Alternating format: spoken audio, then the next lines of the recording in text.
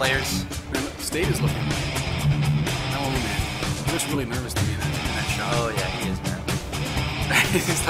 he's like headbutting the camera right now. He looks kind of like an alien. He does. That's kind of neat. State is very handsome though. Meanwhile, Polt is just looking like a boss. Polt is a boss. He is a total boss. All right, Bitter, you can go ahead and introduce. All right, bro. We've got spawning up here in the top right-hand corner of the screen, representing Team Vile and representing Protoss players everywhere. It is State. State has, I think I counted 6 people cheering for him. Really? Yeah. Kind of 20. Only one guy was clapping, though. And down in the bottom left-hand corner of the screen, his opponent for Team SCV Life is Polt. I think the same guy cheered. Was like, yeah, the same guy cheered, and then That's there's okay. like 30 people clapping for Polt. So it's all good. Polt apparently the fan favorite here in Austin, Texas. Yeah. Do you have any idea where State's from? California. Cool. Yeah. He flew down here. He actually is the reigning champion of this tournament. He won the last one against Inca in the finals. Also some familiar names in this tournament. In Control was actually casting that with me. And then Heavens got third, I think, I want to say. Okay. So some reoccurring blood here in the TESPA series, and actually I think Vile has pretty much won every TESPA event. Oh, but that's before the prize pool was $10,000. And State is going to have to step up his game if he's going to represent the defending champion. He can do it, man. Although, based on that last game, you know, he's definitely hit a bit of a wall. And Polt is so good. He multitasks on another level, and really Polt just. At a time when other players seem to struggle in the matchup a little bit, Polt continues to look really good. Now, granted, this is literally a top-level Korean against a full-time student. So it is what it is, though. It is indeed. You know, State can be the hero for us all, the hero we deserve, but not the one we need. Exactly. You either live long enough to become a hero. What is it? You either die a hero or you live long enough to become the villain. Yes, that's it. Will State be our hero? We'll see. But it looks like starting builds here. We have an early gas from Polt. No add-on just yet on his barracks. Did State scout that gas? Yes, he did. Yeah, he's got a decent idea of what he's up against, it seems. Now, Polt, like many of the top Koreans, is a guy that's not afraid to do like delayed Banshee stuff. But this is actually a reactor going up on that barracks. Second gas. I'm not really sure what to make of this. Second gas and it has to be a factory. This has to be a 1-on-1 type play. Yeah, it could absolutely be a 1-1-1. State adding on a second gas of his own, so it definitely smells something fishy. What further scouting has he done? And you know, Polt is doing this off of just a single Marine, so I really feel like if State were to just send his first Stalkers across the map, it could be super annoying. But now there's reactors done. Marine's going to be produced 2 at a time. Yeah, I'm going to keep an eye on Polt's base to see if he in fact builds a bunker. What some Terran players like to do is build a bunker at the outside of his natural expansion, and then use that to help out and try to make his opponent think he's fast expanding. Try to sell the expansion. Yeah. But State did scout that second gas, so that probably won't work. But in the meantime, factory about to finish for Polt. Probably going to go for Starport soon after that. The question is, tech lab or not? You got to think it's going to be a tech lab. Yeah, it's definitely looking like just a very straight-up standard 1-1-1. Interesting that Polt chooses to go to it here on Cloud Kingdom, but we will see. There's that Starport waiting still to see if the tech lab's going to go down on that factory. Yeah, not just yet. Again, the tech lab I think is about half the build time of the Starport. So it's okay to delay that on the factory a little bit, so that right when the Starport finishes, you can just plop it right down onto that tech lab and begin that Banshee production. Now the question now is, will he go for Cloak? It definitely could happen. And where's the robotics bay, or robotics facility, I should say, from State? He did get that early second gas, so I wouldn't be surprised to see it relatively soon here as SCV gets into the main base of State. That's never any fun at all. The 3 gateway is going to be scouted. But Robo not there yet. Where's the Robo? Cloak does start right away, which is what you would expect when a player has this much gas saved up. First Banshee will also be popping out here shortly. Yeah. Nexus is done in the natural for State, so the real question on everybody's mind right now is State going to be able to piece together what he's up against? Yeah, that's the big question here. I mean, the 1-1-1 is that one build from Terran. As a Protoss player, it gives you the most headaches. There's so many variations of it, and if you make like one small mistake, it's really hard to go up against. Do you go Colossi because of the high Marine count? Do you go a lot of Immortals to deal with tanks? Do you go a lot of Stalkers to deal with Banshees? You know, how many Banshees does my opponent make? There's a lot of things that you have to piece together, and obviously that early Observer does help things. But then again, if you send an Observer across and then you don't keep an Observer at home, Cloaked Banshees destroy you. So there's a lot of things to consider as a Protoss player to deal with this 1-1-1 type play from the Terran. And not just a Terran, this is Polt. Yeah. Yeah, State just got a really nice scout off it. The probe poked his head in and saw that there's nothing in that natural expansion, so if he was unsure before, he must be certain now. That Observer really needs to get started, because this Banshee's going to have a field day. Seriously, State. Does he have an Observer out? He does have one, I think. No, there's not. There's not an Observer anywhere on the map at all. Uh-oh. And there's not one in production. And, oh man, this game could actually just be over.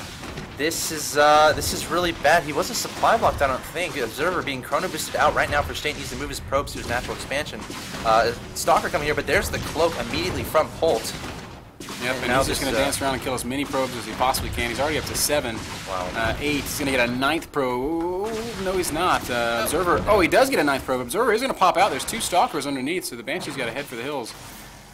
And she will do just that. Gets out of there with her life intact, and that's some pretty substantial damage being taken there by State. Knocks him down to 26 probes against 28 SCVs. Yeah, he's definitely not out of it. He's teching up to Colossi. Again, you know, trying to counter that heavy Marine play as the Stalkers from State hit his own assimilator, but I'm not sure what happened there. Yeah, it happens. Yep. Second Observer going to be chrono boosted out as well, so he will basically be able to thwart any additional Banshee aggression as long as he positions his units appropriately. But here comes the real scary part of this push. It's Marines, tanks, or even a Raven in the mix, as well as additional Banshees. Siege mode about 30% complete, so it should be more or less finishing right as Polt arrives. And I've got to say, I'm not too confident in the Army of State right now. He's chrono boosting an empty robotics. He's got no Immortals out. His gateway count is quite low. He's gone to Robotics Bay, which appears to say, hey, I want to get a Colossus out. Not out. Yeah, nothing on the field. One Colossus in production, but that's not going to be enough to deal with this Army. State can have to force field that ramp forever, it seems like. Polt might go around. Of course, he doesn't have anything massive to crush that force field at this moment in time. He could just crush those rocks, though. That would be I guess once he gets siege, he can siege up and then move the Banshees and Ravens forward to get that high ground vision. That could be one option. Yep, and siege mode is done. And those tanks are going to do just that. They cover more than enough of the... Oh, man, a couple of sentries going down. That's such a huge blow.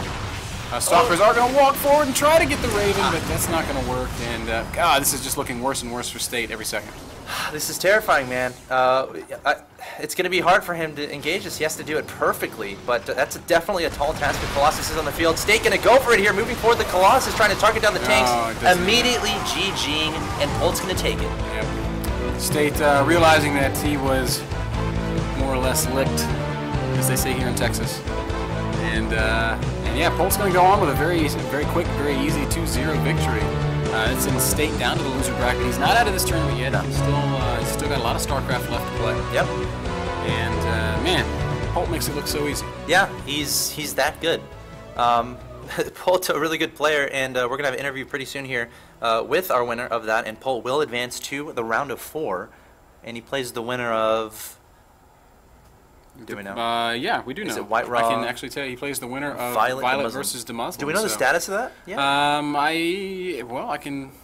We can always pull up the old Wikipedia, but I would wager that those games are still going. This series went very quickly. I mean, in an ideal world, if that goes to 3 games, maybe we can jump into the 3rd game of that and get some coverage of that. Very possible. We'll have to wait and see what the production guys have to say about that. But that does mean Polt will play either Violet or the Muslim. Both of those would be really nice games. Oh yeah. And I do think that, especially in TVT, the Muslim could take Polt out. But to do that, he's got to get through Violet, and that is no simple task. Violet is a very, very strong ZVT player. He looked so unbelievably strong against Dragon. 2-0ing him, of course. We'll see. Anything can happen in this tournament. We've seen a lot of pretty crazy upsets, I would say. That is right. The next official game on this stream is going to be White Raw versus In Control, and that'll be casted by you, Axel, and by Rotterdam. So I know that's one that a lot of people are looking forward to. Yeah, man. But like Whiterod and Control, two of the biggest, like most beloved people in the community. I mean, both of them just work tirelessly for the growth and betterment of esports, and it's actually really sad that one of them has to kill the other. It is. That's a very graphic way of putting it, but I'm okay with it. 2 men enter, 1 man leaves. Yeah, that's what it is. Play a best of 3 in StarCraft, and then you just cut the throat of the guy that loses. Whoa. He's done. That's brutal. Yeah. No, it'd have to be, we have to do it Texas style. So we have to give them guns, and then they do the walk, and then they turn around and shoot. What is that called? Like the quick draw or something? It's like a duel, but that's not duel. That's not really how it works. You know the Code Duello rules? What are they? Should we do it? I challenge you to do a duel. Well, here are the rules. Let me explain to you the historical rules for dueling. Okay. You have 2 people. Like you challenge me. Right. And then each of us chooses a proxy. A proxy? Yeah. So like I could choose Rotterdam. You could you could choose I don't know, In Control. Okay. And if either one of us doesn't show up to the duel, then our proxy has to do it. Ooh. So that's one of the rules. But then we would like say we duel with pistols. So we would stand whatever agreed upon distance apart from one another. And the rule is you can shoot whenever you want to shoot. There's no walking and turning. You shoot whenever you want to shoot. But if you miss, you have to stand there. Oh, yeah. I think I've heard this. That's the rule. Oh, yeah. I read that one time in school, but I sleep a lot in school. Yeah, you have to just stand there and take it. Now, Andrew Jackson was a very talented duelist. He was well known for standing in the mirror and practicing his dueling stance so that he could stand in such a way that if he got shot, it was very unlikely that his heart would get hit. That's sick. So he'd like stand in the mirror and like pose at like the perfect like this. You be careful, dude. Someone's going to take a screenshot of that, and there's going to be another post on Reddit at the top. You got to be careful, man. Yeah, man. It's all good. It's crazy. History lesson from MrBitter here at the $10,000 Lone Star Clash. I think Alexander Hamilton was killed in a duel. I think you're right. I think you're right. But I don't remember who against. I'm not sure. Maybe it was... The crowd is shouting. They're shouting something. I think they're shouting... Shout a little louder. Starts with B. Say it at once. 1, 2, 3. Burr. Burr? I think so. I think that's the answer that we can agree upon. Is that who killed? I guess that's who they're saying killed Hamilton? Killed Hamilton, yeah. Thank you, audience. One of the luxuries of hosting a tournament on a college campus is if you don't know anything, you can just ask the audience. It's much better than the Who Wants to Be a Millionaire audience. Right. So, anyway, guys. Something else to ask him. This is fun. Next question: who are we about to kick the show over to? Nobody knows. 3, 2, 1. 3, 2, 1. Nobody knows. The answer, of course, is Rachel. Rachel. Rachel should be up on stage any second now. Any second. Where she will be talking to our winner. Or having a duel with him, one of the two. Sorry about that, guys. I'm just tracking down all the bits and pieces of this interview. Jeff, do you mind if I move this chair behind you? Sorry. Everybody's got their headphones on everywhere. So I'd like to have Polt, the winner of our last game, join me on stage. Polt, if you'd like to come on out here. We have... either side, I don't know.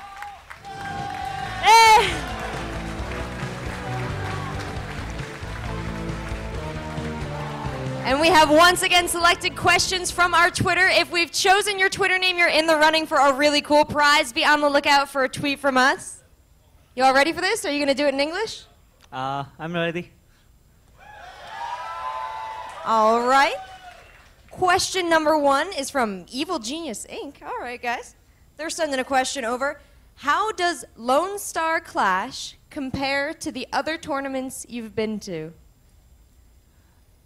Oh, it's very hard question to answer. I like all tournaments what invite me. Yeah, and Lone Star Crash invite me too. So I love this tournament. We're so happy you're having a good time here. I know you said yesterday you love the weather. Question number 2 comes from Summix Gaming. After a 20-hour flight, how is your game affected? Oh, my flight was very terrible. Originally, it takes about 16 hours, and it delayed 3 hours, so maybe 19 or 20 hours took.